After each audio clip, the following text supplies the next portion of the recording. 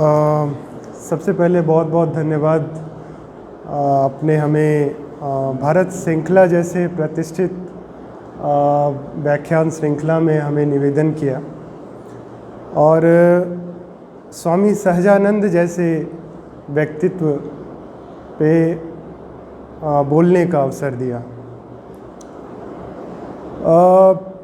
स्वामी सहजानंद उन बहुत कम व्यक्तित्व में से हुए जिनकी साधना जैसी थी उतनी प्रतिष्ठा हम लोगों ने नहीं दिया। वाल्टर हॉसर जैसे विद्वान 1961 में स्वामी सहजानंद जी के बिहटा आश्रम जाके और सारी डॉक्यूमेंट को अमेरिका ले गए अध्ययन करके। जब 1961 में आया रिसर्च, तब लोगों के जहन में आया कि भारतीय किसान आंदोलन के पितामह और जिन्होंने किसान आंदोलन को सींचा ही नहीं, किसान आंदोलन लोकतंत्र में कितना मजबूत और महत्वपूर्ण आंदोलन हो सकता है, इसके बारे में उन्होंने विवरण दिया। और वो ऐसे विद्वान थे जो कोई फॉर्मल एजुकेशन नहीं हुआ, यूनिवर्सिटी में वो नहीं गए, लेकिन उनकी रचनात्मक शक्ति इतनी मजबूत थी कि बहुत कम लोगों को पता है कि 1942 में वो जयप्रकाश नारायण जी के साथ हजारीबाग जेल में बंद थे और सिर्फ 2 साल में उन्होंने 8 किताबें लिखी, 5000 पन्ने। कार्ल मार्क्स ने जो लिखा था दास कैपिटल, उसके लिए ब्रिटिश की पूरी लाइब्रेरी थी, लेकिन हजारीबाग में कोई पढ़ने का, कोई डॉक्यूमेंटेशन का कोई साधन नहीं। सिर्फ बुद्धि शक्ति, स्मरण शक्ति के आधार पर 5000 पेज की उन्होंने किताब लिखी। और वो इस मामले में वो थोड़े एनार्किस्ट हैं। एनार्किस्ट कहने का मेरा मतलब है जो परिवर्तन की तलाश में रहता है, जो किसी विचारधारा को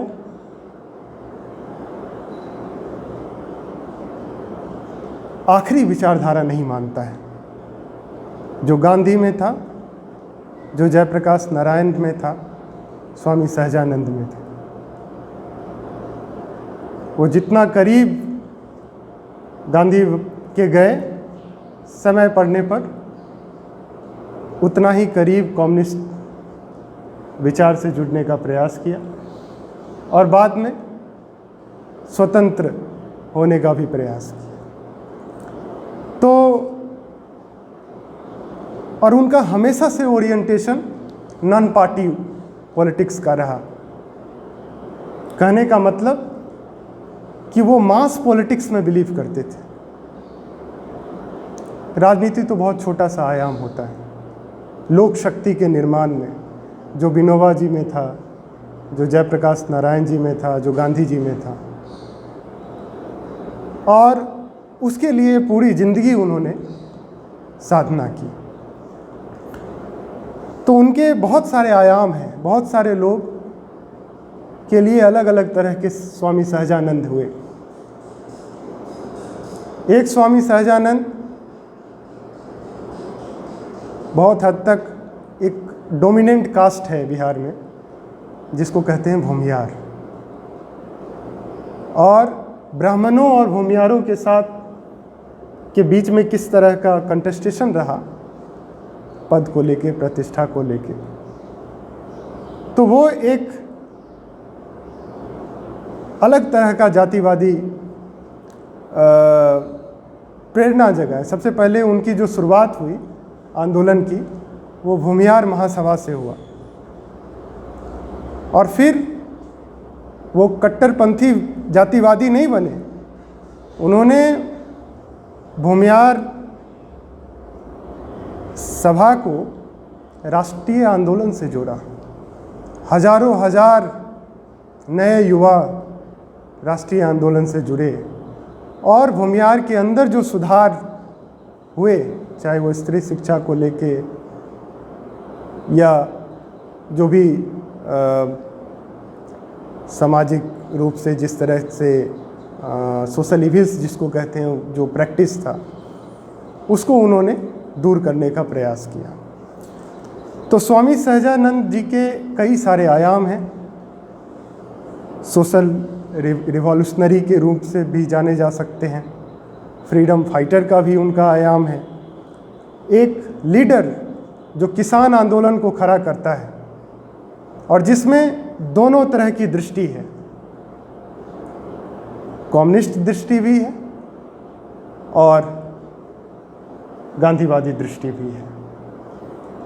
और ये ऐसे व्यक्ति हैं जिन्होंने कम्युनिस्ट विचार की भी आलोचना की उस समय जब पूरा विश्व अल्टीमेट आइडियोलॉजी के रूप में एक्सेप्ट कर रहा था मार्क्सिज्म को। हर तरफ क्रांति का दौर था, क्रांति हवा में थी, रूस से लेके चीन तक। उस बीच में क्रांति कैसी की जाए, ये डॉक्यूमेंटेशन नहीं हुआ है, लेकिन जो लोग स्वामी सहजानंद को बहुत करीब से जानते हैं, बहुत कम लोग हैं, उसमें रामचंद्र प्रधान जैसे व्यक्ति हैं। उन्होंने कहा कि किसान आंदोलन कैसे हो, क्रांति कैसे की जाए, क्रांति के मूल्य क्या हो, तो ये सब चीज़ आपको स्वामी सहजानंद के विचार, दृष्टि और दर्शन में मिलेगा। तो मैं चाहूँगा कि वो सारी बातें मैं कोशिश करूँ लाने का जो डिस्कोर्स में नहीं है। लिखा तो गया है लेकिन डिस्कोर्स में नहीं है। जैसे वाल्टर हॉसर जिस तरह का विचारधारा की बात करते हैं स्वामी सहजानंद के लिए, कई सारे लोग जो स्वामी सहजानंद के ऊपर काम किए हैं वो उनसे राय नहीं रखते हैं। क्यों नहीं रखते हैं उसके बारे में भी हम लोग चर्चा करेंगे। गांधी का प्रभाव बहुत गहरा पड़ा उनके ऊपर। 1920 में वो गांधी से जुड़े, फिर जेल भी गए। 1930 में जेल गए, 1940 में जेल गए और हमेशा जेल जाने के लिए तैयार रहे और अपने को गांधीवादी नहीं बोलते थे। लेकिन गांधी की जो प्रैक्टिस थी कि आप जेल में जाएं तो जेल के नियमों का पालन करें, उस मामले में वो गांधीवादी दृष्टि, गांधीवादी चेष्टा जिसको कहिए, एक तरह से गांधीगिरी और गांधीयन आइडियोलॉजी में मैं फ़र्क करता हूँ। तो उनके प्रैक्टिस में गांधीगिरी था। और गांधी से वो दूरी भी बनाए। जब रामगढ़ का कॉन्फ्रेंस हो रहा था तो उन्होंने उसी समय एंटी कंप्रोमाइज कॉन्फ्रेंस किया। स्वामी सहजानंद सुभाष चंद्र बोस जी के करीब गए, कहें कि यही समय है, हिटलर जीतते जा रहा था ब्रिटेन को और अभी हाथ मरोड़ करके भारत की आज़ादी प्राप्त की जाती है, जी सकती है, ऐसी उनकी राय बनी। और उसी समय जो है गांधी से उनका डिस्टेंस बढ़ता गया और स्वामी सहजानंद सरस्वती सुभाष जी के करीब आए। उनका ये कहना था कि इसके पीछे राय थी स्वामी सहजानंद की और सुभाष चंद्र बोस की कि हमें आज़ादी मांगने की ज़रूरत नहीं है, हमें आज़ादी छीननी चाहिए। और यही फ़र्क था स्वामी सुभाष चंद्र बोस और गांधी में। लेकिन ऐसा नहीं है कि गांधी की वो आलोचना करने लगे, खुलकर आलोचना कभी नहीं की, क्योंकि उनका मानना था कि किसान के अंदर जो संगठन की भावना जागृत हुई है वो चंपारण की वजह से हुई है। और तकरीबन 1927 और 1928 में किसान सभा का जिस तरह से फिर 1929 में सोनपुर में ये बनाते हैं प्रोविजनल किसान सभा, मतलब पूरी जिंदगी अगर कहा जाए तो एक वर्ग जिसके इमेंसिपेशन के लिए वो लड़ते रहे, संघर्ष करते रहे, जूझते रहे, वो थे किसान। और उन्होंने पूरा कोशिश किया कि किसान और मजदूर का जो डाइकोटमी है, किसान और मजदूर का जो सामाजिक आंदोलन का जो फ़र्क है वो दूर हो। इसका मतलब वो एक ब्रिज बने। उस समय बिहार, उतना डिटेल में नहीं जाने की ज़रूरत है क्योंकि समय बहुत कम है, बिहार में किसान वर्ग और मजदूर वर्ग में हमेशा से डाइकोटमी रहा। आप देखिएगा, एक तरफ कम्युनिस्ट ज़मीन छीन रहे थे तो इधर भूमियार सेना और तमाम तरह की सेनाएं बन रही थी, पीजेंट और लेबरर में। स्वामी सहजानंद इस चीज़ को बहुत पहले भाप गए थे। उस समय वो अपने उनके लिए जो किसान था वो मजदूर भी था, जो किसान खेती में काम करता है उसके वो भी किसान था। तो उनको उन्होंने कोशिश किया एक एकत्रित करने का। और वो हमेशा से पार्टी पॉलिटिक्स से दूर रहे। 1937 में जो कांग्रेस पार्टी की टिकट देनी थी, मेयर का इलेक्शन लेने के लिए इन लोगों को तैयारी हुई, तो वो उस कमिटी में थे जो टिकट दे रहा था। लोगों ने कहा कि आपको किसानों की बड़ी अच्छा समझ है भाई, आपको कृषि मंत्री बनना चाहिए। वो कहें कि उन्होंने अपना नाम वोटर आईडी से कटा लिया, न रहेगा बांस न बजेगा बांस, हमें चुनाव लड़ना ही नहीं। और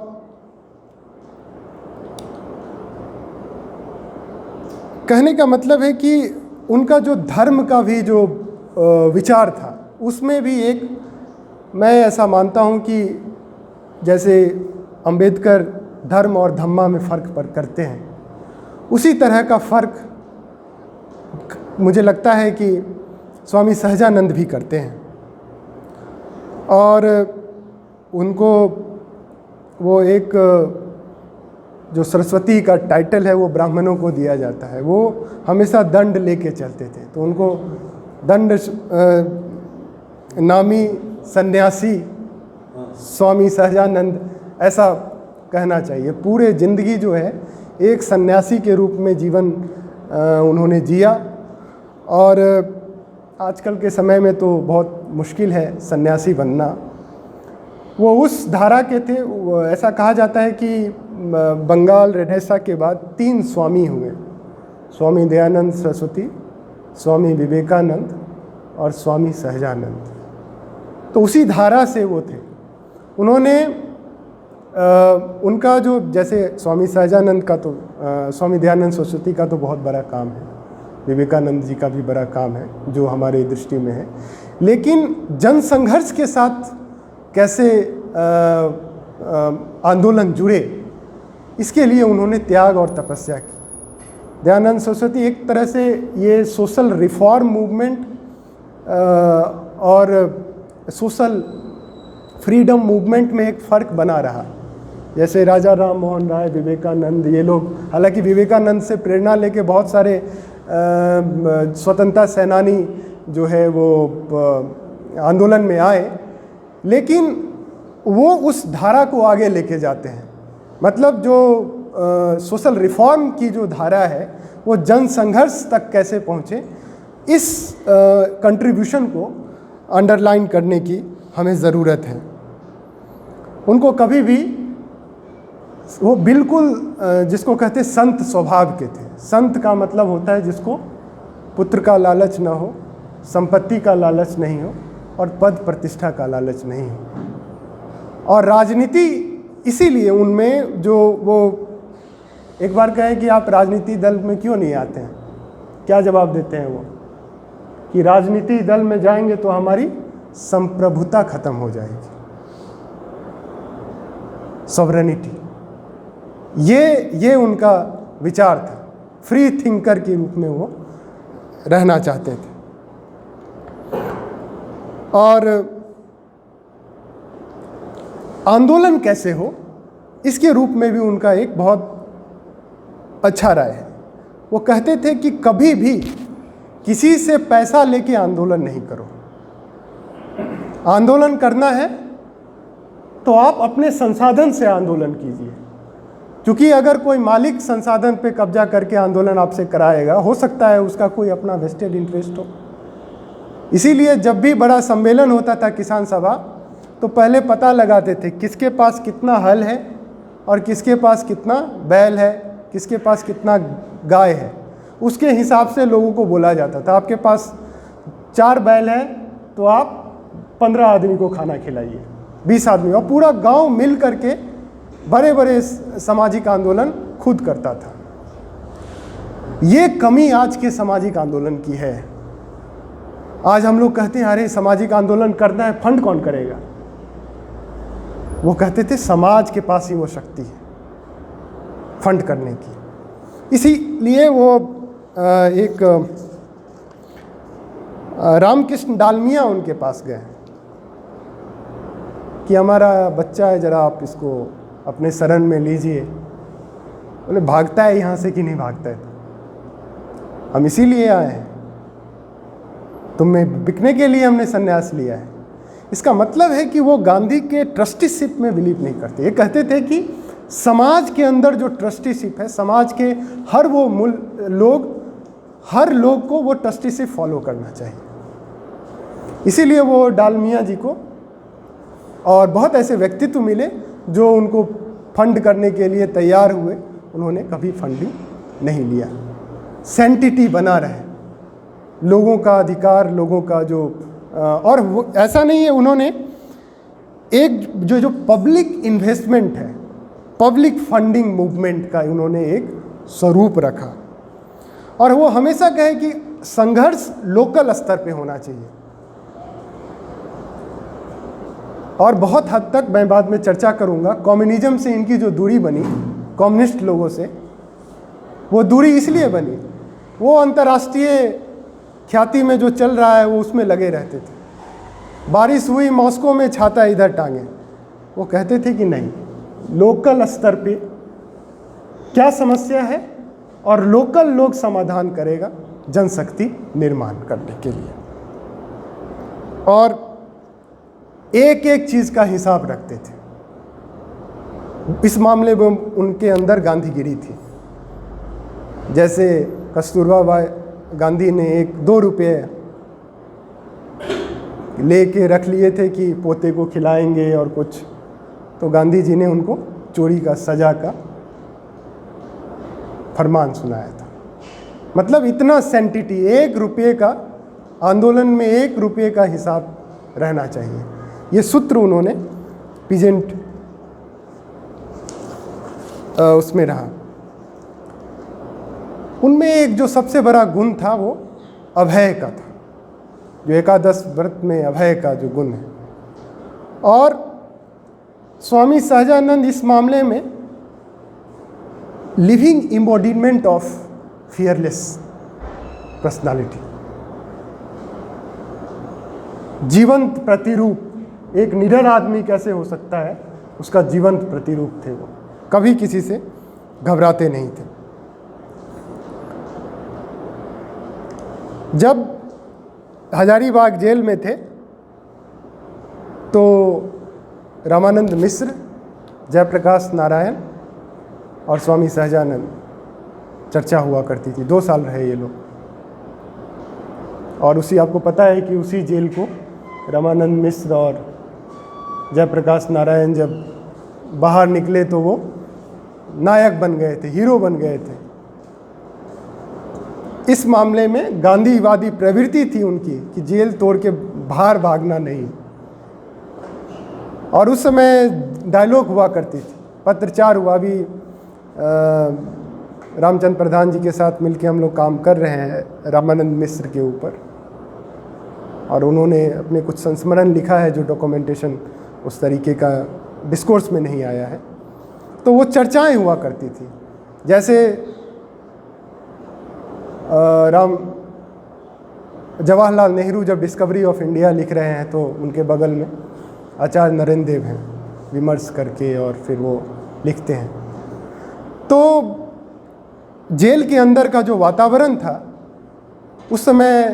उसी समय चूँकि मैं खुद ही जयप्रकाश नारायण जी के ऊपर काम किया हूँ, तो जनता सरकार, जनता पार्टी बननी चाहिए उस समय सोचा करते थे।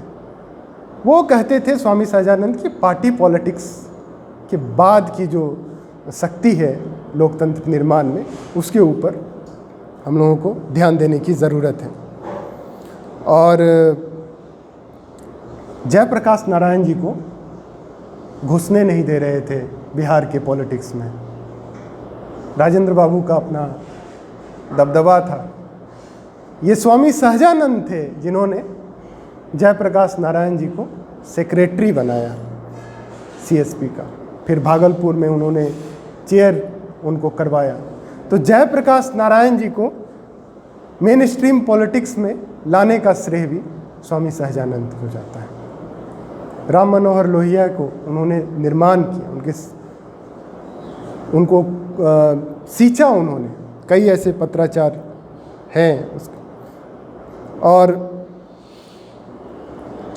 1939 के बाद अब हम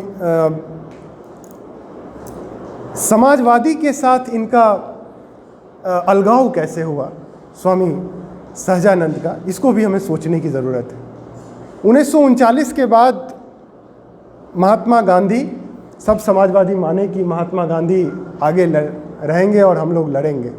आंदोलन के पक्ष में ना तो अबुल कलाम आज़ाद थे, न ही राजेंद्र प्रसाद थे, और न ही जवाहरलाल नेहरू थे।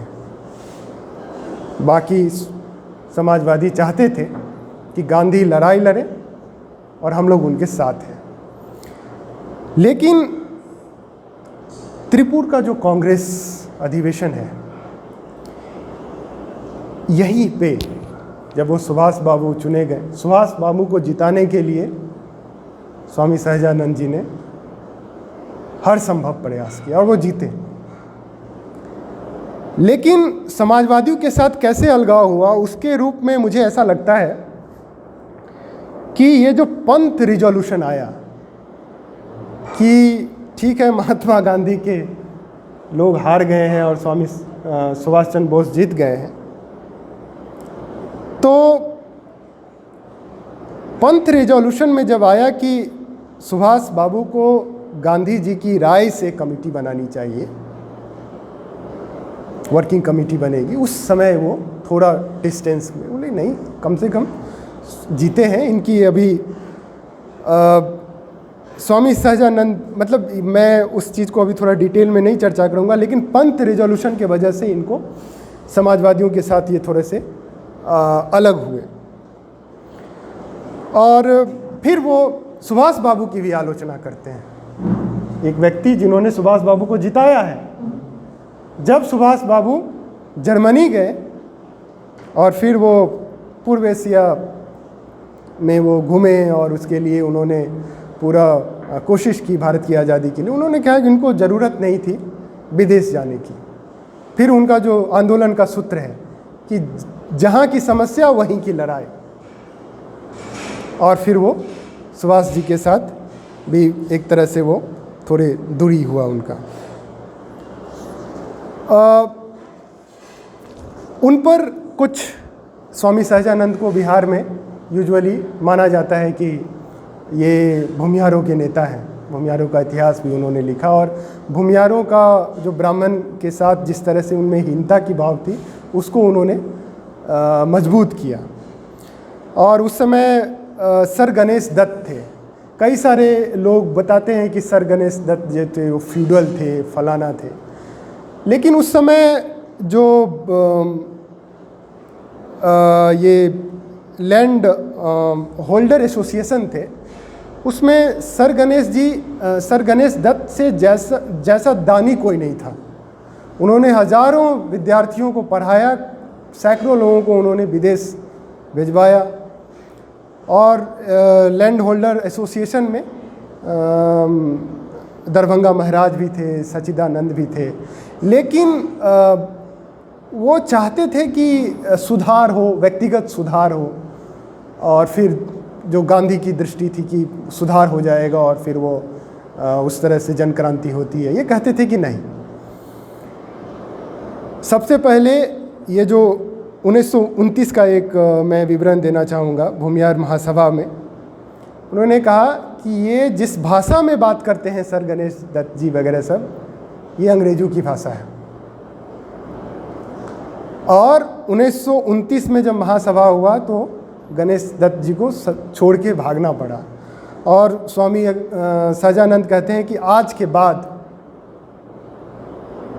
ये सभा हमेशा हमेशा के लिए डिसॉल्व किया जाता है, और मेरे जीते जी इस सभा को कोई निर्माण नहीं कर सकता है। अब हमारी लड़ाई देश को आज़ाद कराने की लड़ाई होगी, और पूरा वो राष्ट्रीय आंदोलन से वो धारा जुड़ी। यादव लोग भी बिहटा आते थे, और उस समय जो फ्यूडलिज्म था, इनकी बहुत बड़ी लड़ाई फ्यूडलिज्म को लेकर रही। और मैं तो एक दो इंसिडेंट का ही यहाँ चर्चा करना चाहूँगा। जैसे जो ओबीसी वगैरह सब में बिलोंग करते हैं कास्ट के लोग, वो दूध लेने के लिए अगर कोई ब्राह्मण गया, अगर दूध नहीं हुआ कि भैंस जो है वो बिसुक गई है, दूध नहीं दे रही, तो वो कहते थे औरत का दूध लेके आओ। मालिक किसी दिन आता था, मतलब इस तरह का अत्याचार था जिसकी कल्पना नहीं की जा सकती है। मालिश करने के लिए आया, नहीं आया, अच्छा कल आए थे, हाँ आए थे मालिक, आप थे नहीं, तो हम नहीं थे, इसका क्या मतलब? ये जो लकड़ी टंगा हुआ है इसको मालिश करके जाते हैं, आदत तो बनी रहती। इस तरह का अत्याचार था, और इस अत्याचार के खिलाफ स्वामी सहजानंद लड़ते हैं।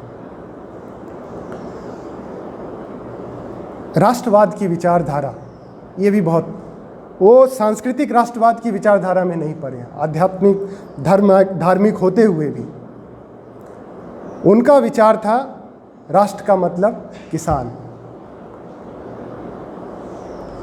और इस मामले में वो मार्क्सिज्म से भी अपने को डिफर करते हैं। कम्युनिस्ट का जो राष्ट्रवाद है उससे वो फ़र्क नहीं करते हैं। लेकिन बावजूद इसके राष्ट्रवाद और क्लास स्ट्रगल में तालमेल कैसे हो, इसकी रूपरेखा स्वामी सहजानंद ने दी। किसान और मजदूर के बीच में डाइकोटमी कैसे खत्म हो, इसकी रूपरेखा स्वामी सहजानंद ने दी। वो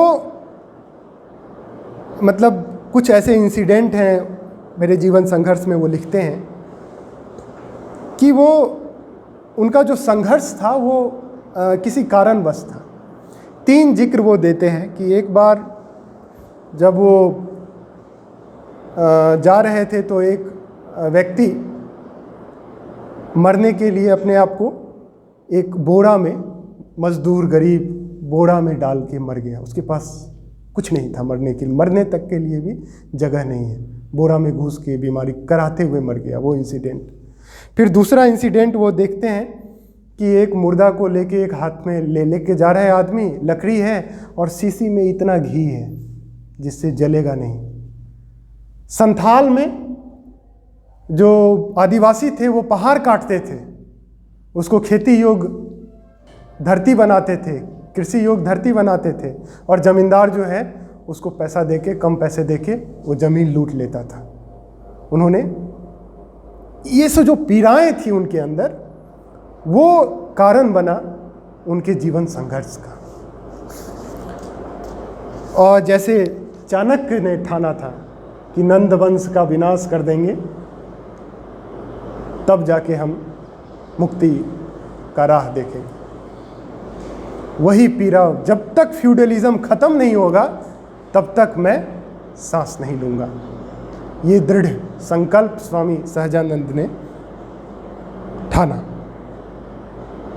और हमने देखा कि लैंड का जो सवाल है, अभी आलोचना करने का समय नहीं है, लेकिन समाजवादियों को बहुत समय मौका मिला राजनीति करने का, लेकिन लैंड का जो सवाल है, किसान का जो सवाल है, उसको हल नहीं हो पाया। तो ये एक ऐसी सपना स्वामी सहजानंद की थी जो कभी पूरी नहीं हुई। विद्वता उनकी ऐसी थी कि न्याय, प्राचीन न्याय, आधुनिक न्याय, व्याकरण, साहित्य में पूरी गति थी इनकी। 1908 से लेकर 1916 तक उन्होंने पूरा समय अध्ययन पर दिया। और उस समय मिथिला के जितने भी विद्वान हुआ करते थे, मिथिला से लेकर काशी तक के विद्वानों से वो डायलॉग किया करते थे। लेकिन हमेशा वो जो लिखे वो हिंदी में लिखे, और कारण था हिंदी में लिखने का कि उनको जन आंदोलन तैयार करना था। जब तक वो जन की भाषा में बात नहीं करेंगे तब तक विचारधारा निर्माण कैसे होगा। और इस मामले में वो कबीर से हैं। कबीर भी देसी भाषा में बात करते हैं, बुद्ध पाली भाषा में बात किए, देसी भाषा में। गुरु नानक, विनोबा जी ने अपना सारा ग्रंथ मराठी में लिखा। हिंद स्वराज जैसे किताब महात्मा गांधी गुजराती में लिखते हैं। अनासक्ति योग भी उन्होंने गुजराती में ही लिखा था। काका कलेरकर भी अपनी सारी किताबें लोकल भाषा में लिखे। तो इसीलिए अगर वो अंग्रेज़ी में लिखते, मेरा ऐसा मानना है, तो वो मेन स्ट्रीम पॉलिटिक्स, जो पॉलिटिकल डिस्कोर्स में, उसमें वो आइडियोलॉजी आ जाती। 1961 तक पता ही नहीं था स्वामी सहजानंद के कंट्रीब्यूशन के बारे में। अमेरिका से वे व्यक्ति आके रिसर्च करके गए।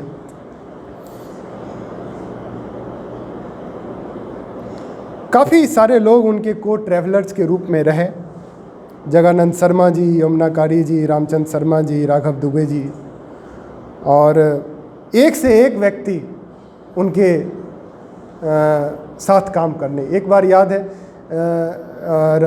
राजेंद्र प्रसाद जी जिक्र करते हैं, हुआ कि सभा लगी और बोले, राजन सभा, गोली खाने के लिए कौन तैयार होगा? तो एक जगदानंद मिश्र खड़ा हुए, वो कहे कि गोली की हम तोप खाने के लिए तैयार हैं। इतना जिगर लोगों के अंदर। उनके विचार का जो प्रवाह है वो इतनी शक्तिशाली थी। मैं इस मामले में गांधी, लोहिया, जयप्रकाश, और लोहिया से अगर कंपैरिजन करूं तो लोहिया का विचार जो है वो मिडिल कास्ट तक गया, ओबीसी तक। लेकिन स्वामी सहजानंद का विचार जो है वो मजदूर, किसान, जिसको कहिए कि जो ज़मीन पर काम करने वाले मजदूर हैं, वहाँ तक गए। मतलब इनके विचार का जो प्रवाह है वो काफ़ी अंदर तक गया इस मामले में।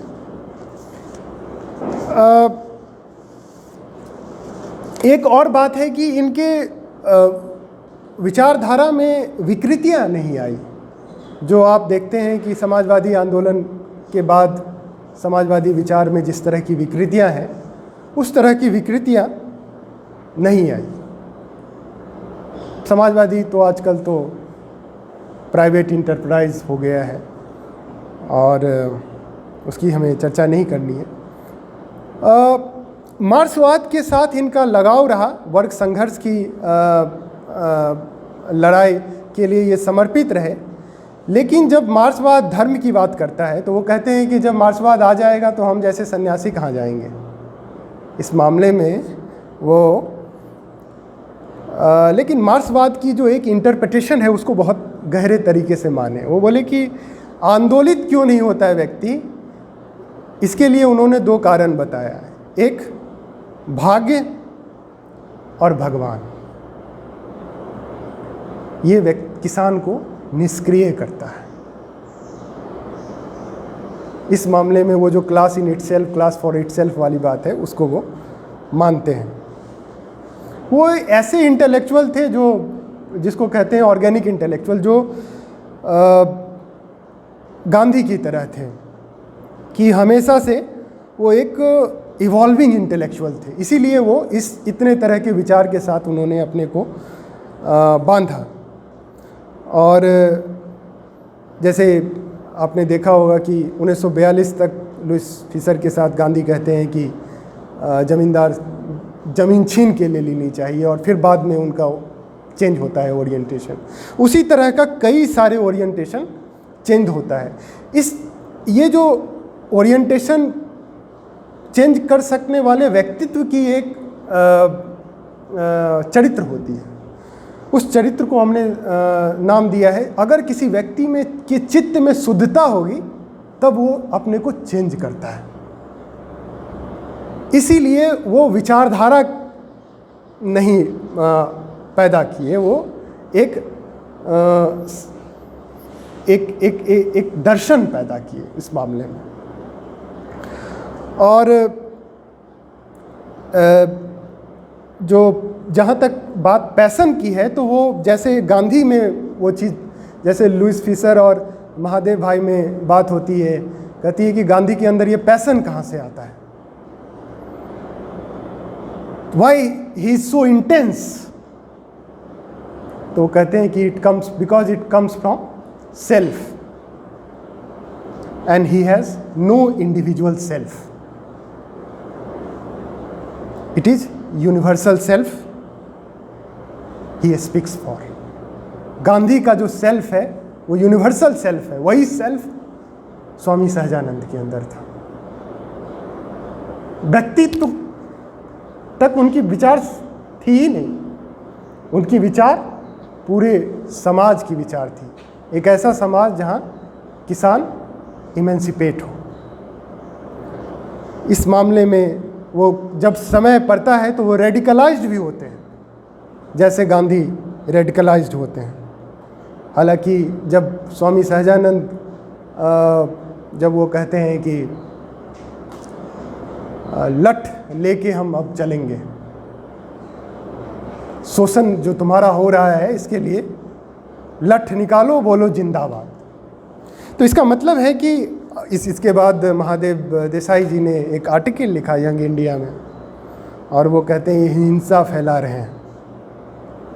फिर उसी समय आचार्य जी वो विनोबा जी से मिलने वर्धा जाते हैं। वहाँ एक सोशलिस्ट चौक है, पता नहीं सोशलिस्ट चौक क्यों नाम रखा गया है। और वो कहते हैं कि आईपीसी इंडियन पेनल कोड में भी 109 कहता है सेल्फ डिफेंस का। तो इसीलिए अगर कोई शोषण हो रहा है, जब हमने अभी चर्चा की, इतना अत्याचार होगा तो लाठी तो स्वाभाविक है सेल्फ डिफेंस के लिए। और इस मामले में वो गांधी के जैसा चित्र रखते हैं कि अगर कायरता और हिंसा में चूज़ करना हो तो हम हिंसा को चूज़ करेंगे। जब इस मामले में याद आता है, जब पार्टीशन के बाद लोग यहाँ आए भारत, तो गांधी को कहते आप हिमालय क्यों नहीं चले जाते, आपका काम हो गया, चलिए आप हिमालय जाइए। तो गांधी पलट के क्या कहते हैं, तुम अपने देश छोड़ के क्यों आए, महिलाएं की आबरू लूटी जा रही थी, मर जाते तुम, यहाँ क्या करने आए। तो ये जो ओरिएंटेशन है ये उनके अंदर था।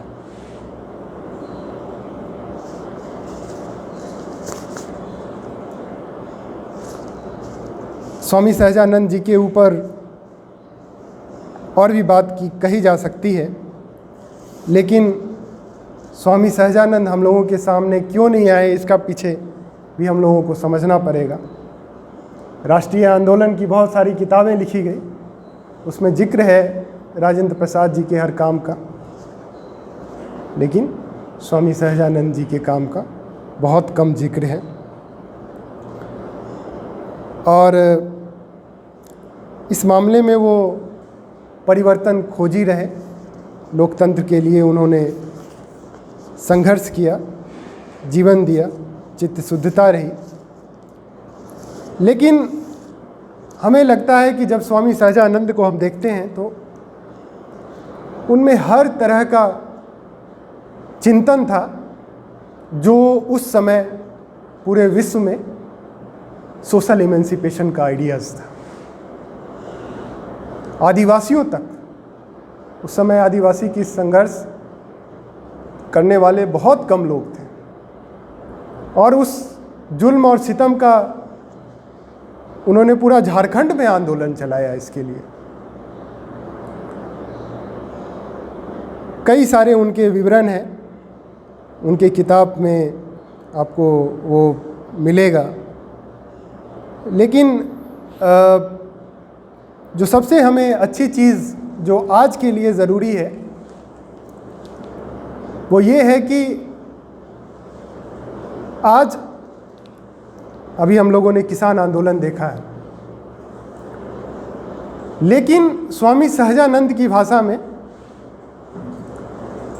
सिर्फ आरती लोग इतना बड़ा आंदोलन कर सकते हैं जब इस देश का मजदूर, जब इस देश का लैंडलेस लेबर, जब इस देश का किसान सब इकट्ठा हो जाए तो बिल्कुल वो एक ऐसा आंदोलन हो सकता है जिसकी कल्पना स्वामी सहजानंद ने की थी।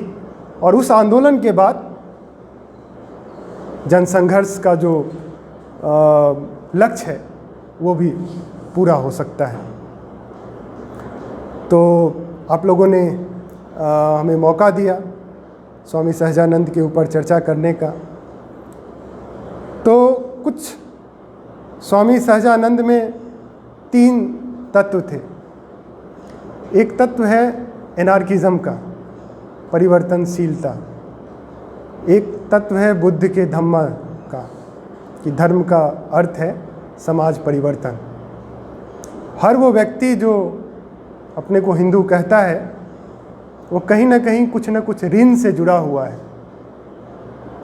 और समाज ऋण चुकाना भी एक कर्तव्य है।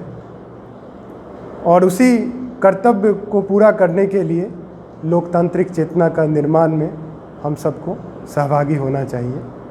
आप लोगों ने सुना, बहुत बहुत धन्यवाद।